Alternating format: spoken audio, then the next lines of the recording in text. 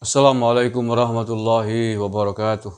Salam Nusantara, salam sejahtera untuk kita semuanya. Saudara-saudaraku sebangsa setanah air yang saya cintai, saya banggakan. Para kadrun keparat, kadrun terkutuk, kadrun berdebah masih terus menggaungkan pecat Gus Yakut sebagai Menteri Agama. Bahkan ada pekok yang meminta agar Kementerian Agama dibubarkan. Hanya PKI yang tidak suka dengan Kementerian Agama. Ya, PKI yang meminta Kementerian Agama dibubarkan. Kurang ajar.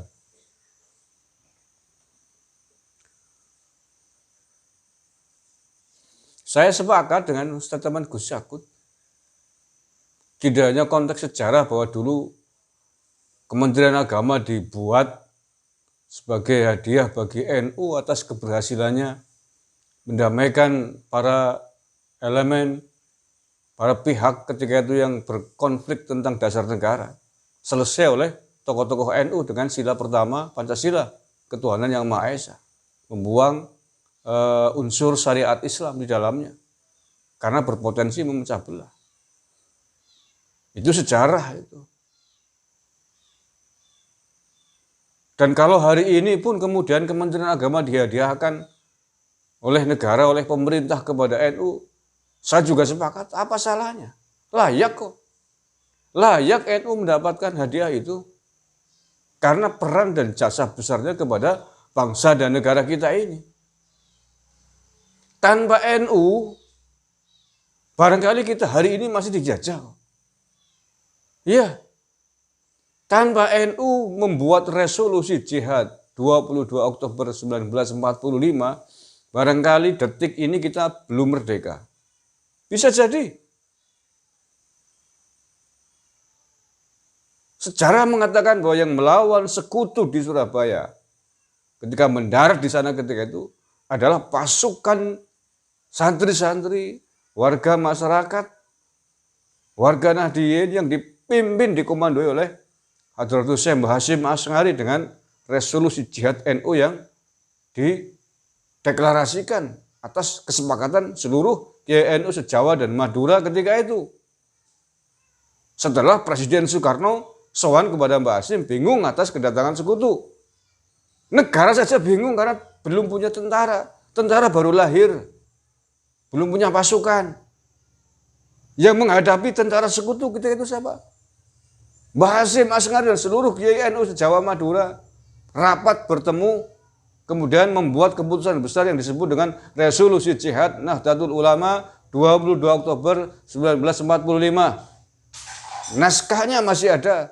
Peristiwa itu diabadikan oleh oleh media-media nasional ketika itu. Mau dibantah apa? Sehingga ketika kalau saat itu Hadratus Syekh Hasyim Asy'ari sebagai Rais Am Nahdlatul Ulama tidak membuat deklarasi resolusi jihad NU melawan sekutu, belum tentu hari ini kita sudah bebas merdeka. Bisa jadi sekutu dan Belanda ketika itu menduduki Indonesia sampai hari ini. Belum genap 100 tahun loh, baru 76 tahun. Padahal sebelum itu sudah 300 tahun lebih mereka menjajah tanah air kita. Ya, ini anak-anak muda nggak tahu sejarah, saya kasih tahu sedikit itu. Sehingga sangat besar jasanya NU kepada negara dan bangsa Indonesia ini. Jangankan kok hanya Menteri Agama.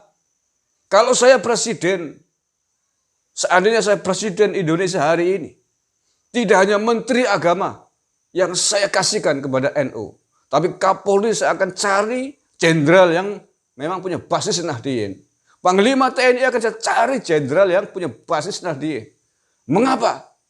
Demi keamanan dan keutuhan negara kesatuan Republik Indonesia. Karena didikan kader-kader Nahdliyin dapat dipastikan akan memiliki kesetiaan dan loyalitas yang tinggi terhadap bangsa dan negara. Hampir bisa dipastikan akan merangkul seluruh elemen bangsa di tanah air ini. Itu. Serius ini. Ini opini saya loh ya. Seandainya saya presiden hari ini, bukan hanya Kementerian Agama yang saya berikan kepada NU. Demi apa? Selain menghargai perjuangan NU, juga demi tegaknya negara kesatuan Republik Indonesia. Karena kalau sampai Kementerian Agama jatuh kepada kadrun-kadrun kucul kemarin, bisa hancur negara ini. Intoleransi bisa menjadi-jadi, radikalisme bisa menjadi-jadi, disusupkan pada Kementerian Agama dan seluruh cabangnya ke bawah sekolah-sekolah agama. Gelora ingin mendirikan khilafah Islamiyah bisa disusupkan melalui jalur resmi negara ini. Paham?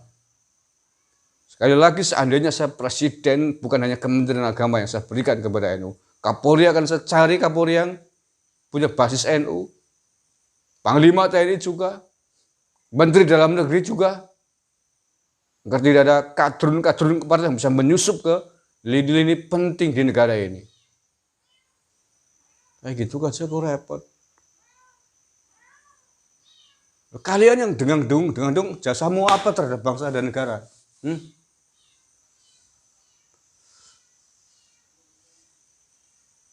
Apa kamu ikut mengusir sekutu dulu? Sampluk. Marah aku ini. Memang kalian itu sejak dulu selalu memusuhi NU. Karena cita-cita Anda ingin mendirikan daulah Islamiyah. Ingin mendirikan DI, TII ketika itu dihalangi besar oleh NU. Pasca Indonesia Merdeka, Anda sudah merongrong negara ini, ingin mendirikan daulah Islamiyah, DI. Dan NU yang sudah bersumpah NKRI harga mati tidak akan pernah tinggal diam untuk membiarkan Anda melakukan visi misinya itu. Sampai hari ini. Maka ketika hari ini Menteri Agama kita Gus Yakut mengatakan Kementerian Agama hadiah negara buat NU, Anda tulung-tulung kebakaran jenggot telung ngelawir bengok pamer bandem dapur enggak. Ya, maka untuk Pak Presiden Jokowi nggak usah didengarkan tuh ocehan-ocehan kadrun-kadrun pekok keparat lengob yang tidak tahu sejarah.